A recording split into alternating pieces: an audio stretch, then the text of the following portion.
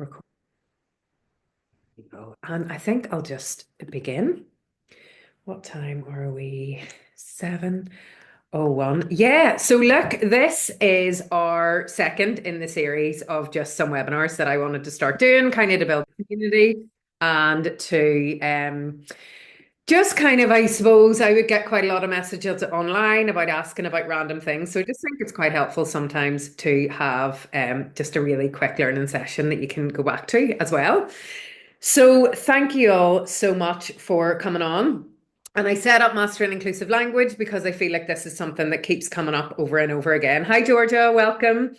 Um, and I think it is relevant to no matter what you do in the world, whether you're at home with children, whether you're working in corporate, whether you're in an office, whether you're just someone who's just kind of committed and keen to know a bit more about it. So I always start these sessions with a little bit about myself. So my name is Orla McKeating. My pronouns are she, her, and I am a diversity educator, speaker, and storyteller. I'm white, Irish, and Catholic, and I am not disabled. I'm middle class, and I'm a single white mother to a mixed race boy. So that's kind of what set me off in the journey that I am on now. I grew up in Belfast in the 80s and 90s, which is kind of known as the Troubles. And so when we were growing up, it was mostly Catholic or Protestant, and that was it.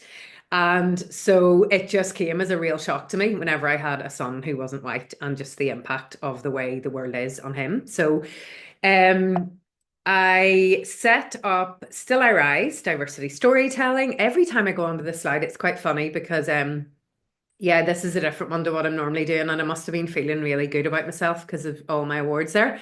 But yeah, it went from getting a real shock to how much racism really existed in the world and how oblivious I had been to it as a white woman living in our bubbles nearly. And it took me having a mixed race child to really notice the barriers, the challenges, and all the institutional, systemic, and social um, oppression really that still exists.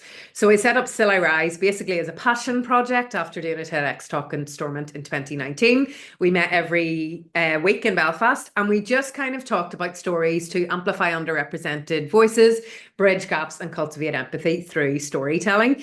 And it obviously started with race, with diverse families, and we talked about immigration, disability, neurodiversity. And then in 2020, we brought it online and developed workshops and training. Now we do right from early years story sessions to assemblies to workshops to training for adults, educators, and in businesses as well. So Gloria, who's here tonight, has been here right from the start. It's been amazing. We do community story session for children every Wednesday on Zoom. And it is just really building those communities and learning together. So as we've moved nearly into training for adults, I think it's just kind of maybe there's more demand maybe for sessions like this. So, Georgia, you had just joined. We are recording. If there's room for questions or anything at the end, I'll stop recording and this will be available afterwards on YouTube. So, basically, I love creating spaces, trusted spaces where all voices are heard and where everyone feels valued and hopefully empowered. And so, for these sessions, I like to kind of share some guidelines that I like to work towards. And that is one is nurturing a culture of learning. So, really having that curiosity, knowing that there always is a bit more to discover, and really listening, reflecting, and learning and evolving together, actually. And taking the opportunity to examine or reflect on our own biases, our own assumptions, and really challenging or even being aware of the stories or narratives that we've been told, and also the ones that we tell ourselves. And really welcoming accountability. I've been doing this work for a number of years, but it is really even I was delivering a workshop today on privilege and bias, and even updating that workshop that I had created years ago every month nearly. There's always bits and pieces that I need to hold myself accountable to because I'm always learning and unlearning as well. And it is nearly having those communities where you can take the feedback and be challenged and take responsibility for the learning as well. And then as obviously as well, encouraging curiosity and compassion. I want to create a really trusted space where there isn't judgment and where there really is that space where we're asking questions, where we're seeking to build connection, empathy, trust. So it really is building those spaces for ongoing learning, for challenging nearly what we've been told or what the world and society tells us now. So, our objectives today in a really quick half an hour will be to obviously increase awareness. A lot of us are in different stages of learning. You'll already know a lot of this. It could just be reminders, but always good, I think, for reflection. So it really is, I suppose, before we really want to commit or as we continue to make meaningful change, it's recognizing how language can shape our own perceptions. So it's not about being PC. It's not about cancelling people. It's not about calling people out. It really is just thinking a bit more deeply on fostering respect and belonging, and where sometimes unintentionally we may not actually do that. Words obviously are really powerful. They can include, they can empower, but they also can reinforce stereotypes. Um, I mean, there'd be a lot of examples that I share this evening, but I think it is kind of looking at our own everyday biases that we use and language that we've nearly grown up with or that we're used to saying. I know certainly in the north of Ireland, we have all these phrases that are really outdated and actually quite damaging, but it's slang, things that you've heard your whole life. So it is kind of reflecting on, is this helpful? Is this excluding or offending or feeding into stereotypes or prejudice? Really encouraging self-reflection. So I don't expect anyone, me included, to go to a webinar or a training or a workshop and your whole life will change. But it is just kind of planting a seed, and that's really where the growth can happen. So we all have biases, they're always going to be there, they'll never all disappear. But language is a really key, visible way in which they do show up. So again, it's kind of moving away from defensiveness, letting go of ego if it does exist, and really approaching it with curiosity and reflection. So a couple of prompts that we could use to consider, my ring light has just fallen over, is so have we ever assumed someone's gender or pronouns or relationship status based on appearance? I definitely have. Do I use phrases reinforce stereotypes? Phrases maybe like that's so lame or I feel so dumb. Things like that. And we will dig deeper and more examples. And when someone corrects language or calls it in, how do we respond? So do we go to the natural, nearly defensiveness, or do we sit with it? So it really isn't about perfection. It's just about progress and it's just about awareness. And there are still times when I come out with words or phrases and realize, like yesterday, I was talking to friends about culture and I was thinking, oh my goodness, like, isn't it wild that we call the older people the elderly, where in other cultures they're called elders because they're so reflected and those two words are so similar, but yet they carry completely different weight and meaning. So that's an example of something that came up with me this week. So then today we will talk about some tangible ways to make our language more inclusive, and I will give probably lots of examples as well. Please do screen grab, please do go back to the YouTube after and share them or challenge them as well. So it is about those small shifts for big impact and just raising awareness on that and being intentional and adaptable. And then hopefully using that knowledge to apply it. So staying informed, and that could be following public figures, maybe online. It could be reading books. It could be doing further training nearly on inclusive language and inclusive spaces. It could be seeking feedback. That can be quite tricky because you really do need to have that community and that trusted space to be able to ask for that nearly sometimes. And again, modeling inclusive language. So even sharing what I'm talking about today, what that looks like, how that shows up, how we all kind of are learning and we all say and do the wrong thing as allies, and encourage accountability again in any space at all. And this can even be conversations with children or young people, friends. I always find friends and family can be the most challenging for conversations, but sometimes when we find the appropriate language, it can be really rewarding as well. So today we are going to explore the 3 tips for inclusive language, and to narrow that down to 3 things was quite a challenge. But I thought like the 3 key things for me at the minute would be to understand, for practicalities and growth. So really understand why inclusive language matters and how biases can show up in our words, how to replace non-inclusive terms with more respectful alternatives, and nearly expand our awareness on where and how these might show up. And then continuous growth, so strategies and resources for all ongoing learning.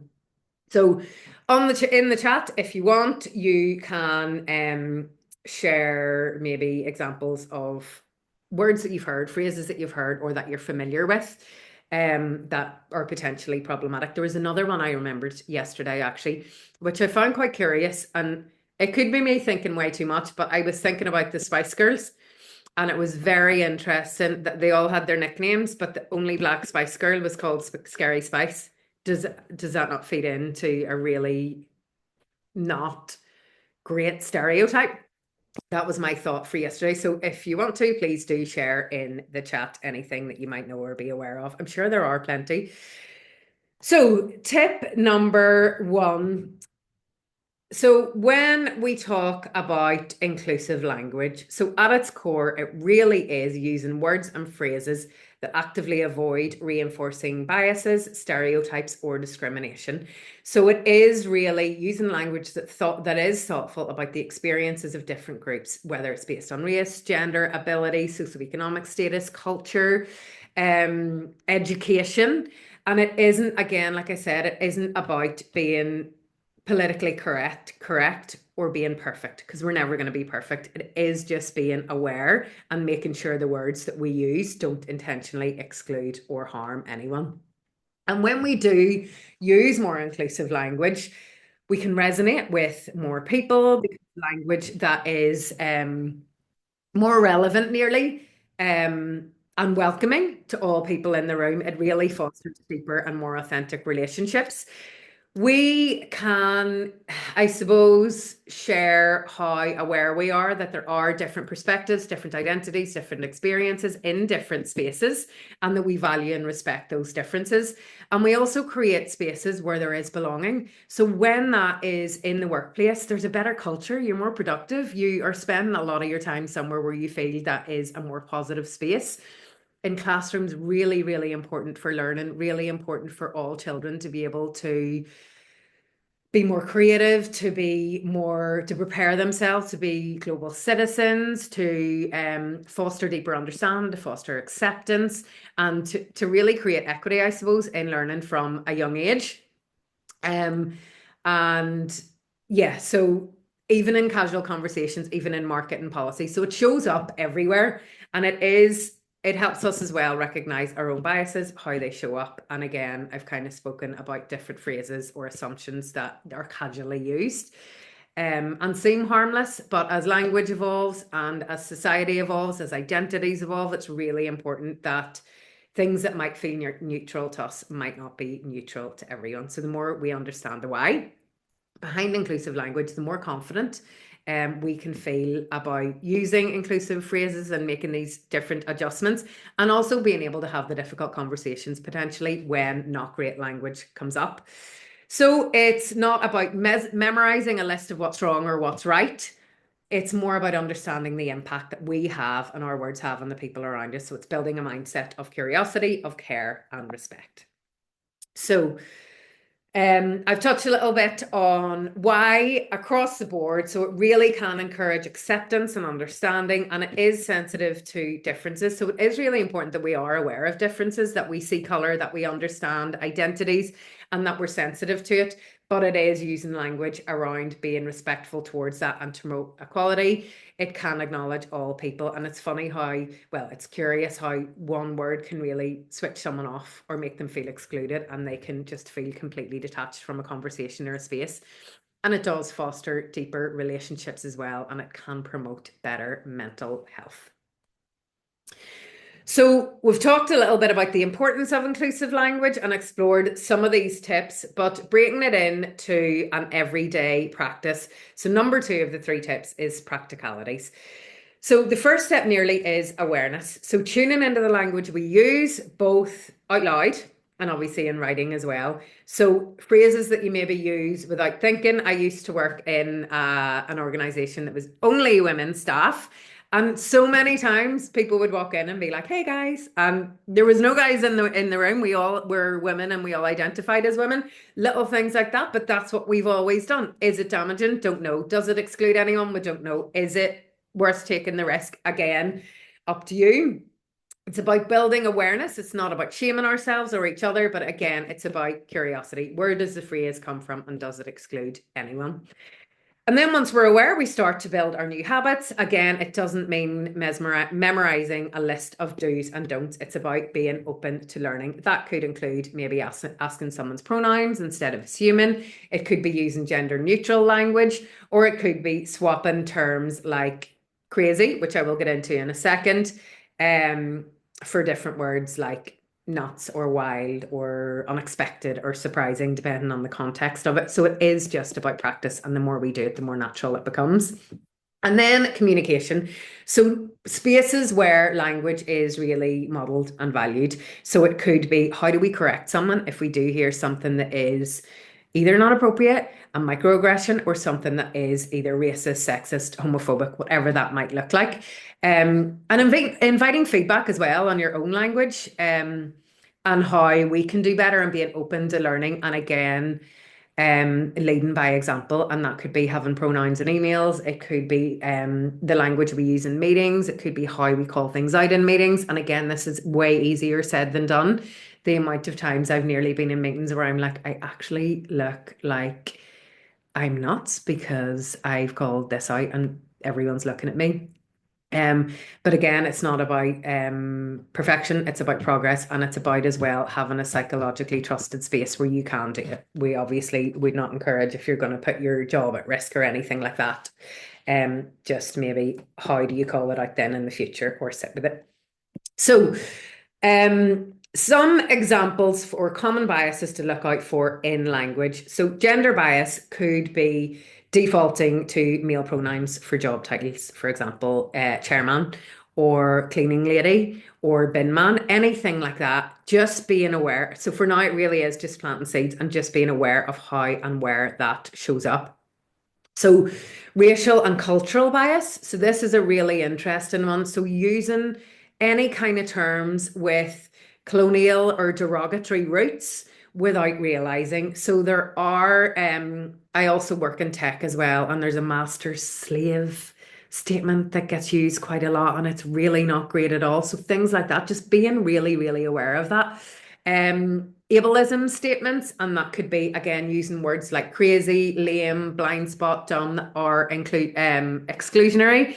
Tone deaf is another example. I was at a work thing the other day, and there was a panel, and someone made a joke about being deaf because something was loud, and it's just not appropriate. Then mental health stigma as well. So again, using language that stigmatizes or trivializes mental health conditions. I'm so ADHD, I'm so OCD, I'm feeling crazy, things like that. Just again, being really aware of how that might stigmatize or trivialize as well. And heteronormativity. So assuming that all relationships essentially are heterosexual. I know that I'm explaining a lot here, but again, it's just kind of giving those ideas. And I'm going to give you quite a lot of examples here. So, in terms of gender, a lot of you will be aware of this already. Using gender neutral terms, so man-made, mankind, just switching it over, maybe again, make it sound natural. You don't have to use words or language that don't feel natural to you. But just there's some examples there. So humankind, artificial, manufactured, synthetic, using gender neutral pronouns and expressions. And I have noticed with the children that I use, more of them are actually saying they when they're talking about someone. And I've also noticed, I listen to BBC Radio, and I've noticed that they must have got inclusion training in the last month because they never assume gender. They'll always say they on Radio 1 anyway. So it could be not making assumptions at all, unless you really know what gender they are. And again, hey guys, that was my example earlier. And then welcome, ladies and gentlemen. Again, up to you. Is it appropriate for the audience? And then the titles that I'd mentioned as well about implying gender. Chairperson, police officer, firefighter, things like that. Heteronormativity. So using language basically that doesn't assume heterosexuality as the norm. So I don't know why I include family planning clinic here, but there must be a good reason. But again, not assuming that if it's a woman, that there is a boyfriend or a husband, just being your spouse, your partner, recognizing diverse family formation. I'm a single mum, so whenever I noticed a lot whenever my son was in primary school, it was so many letters, dear mum and dad. And even though nothing was ever said. At the start, I did struggle with it. And I kind of thought about other children in the class who potentially are in challenging family situations where there isn't both, or of course, where there's same-sex families as well. It can just be adults at home, it can be family. And this is an interesting one as well, using person-centered language.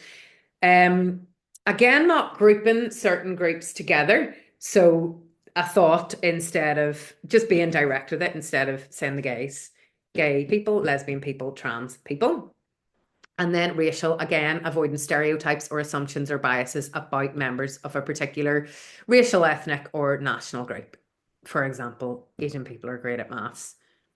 Just don't say any of it because it doesn't exist. They're avoiding exclusionary or patronizing comments. Where are you from? Where are you really from? Can I touch your hair?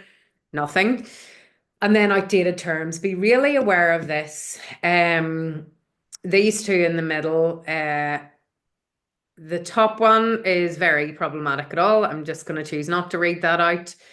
Coloured is an interesting one because I know in South Africa it is used. So this could be a cultural awareness piece as well. And then, in its place, Black people, people of colour.